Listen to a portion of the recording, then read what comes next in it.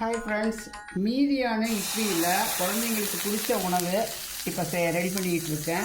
இட்லியை ஃப்ரை பண்ணி எடுத்துக்கிட்டேன். ஃப்ரெஷ் இட்லியில் இந்த மாதிரி ஃப்ரை பண்ண முடியாது, அதனால் காலையில் சுட்டாக்கா நைட்டு நம்ம ரெடி பண்ணி கொடுக்கலாம். கொஞ்சம் பட்டர் போட்டுக்கிட்டேன்.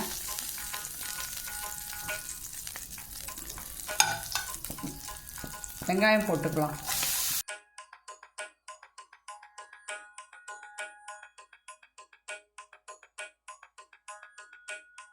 வெங்காயம் கொஞ்சம் ஃப்ரை ஆனவுடனே குடமிளகாய் போட்டுக்கலாம். கொஞ்சம் வெங்காயத்துக்கு தேவையான உப்பு கொஞ்சம் ஸ்ப்ரிங்கிள் பண்ணிக்கலாம். ஏன்னா இட்லியில் உப்பு இருக்கும், அதனால இதுக்கு மட்டும் வெங்காயத்துக்கு தேவையான மட்டும் போட்டுக்கலாம். கொஞ்சம் மிளகாத்தூள் காரமாக இருந்தால் குழந்தைங்க சாப்பிட மாட்டாங்க, அதனால் லைட்டாக போட்டுக்கலாம்.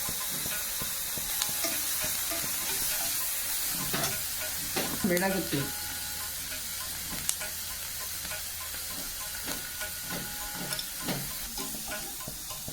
ஹோட்டலில் ஒரு தடவை இந்த இட்லி ஃப்ரை எங்கள் பேரன் ஒருத்தன் கேட்டான்னு சொல்லிட்டு இது வாங்கி கொடுத்தோம். ஒரு சின்ன பவுலில் தான் 150 ருபீஸு. சும்மா ஒரு 4-5 பீஸ் தான் இருந்தது. நம்ம வீட்டில் ஒரு 3 இட்லி 4 இட்லி மீதி ஆகும்போது இந்த மாதிரி குழந்தைங்களுக்கு நம்ம செஞ்சு கொடுக்கலாம். குழந்தைங்க பிரியமாக சாப்பிடுவாங்க. இப்போ நம்ம எண்ணெயில் ஃப்ரை பண்ண அந்த இட்லியை போட்டுக்கலாம்.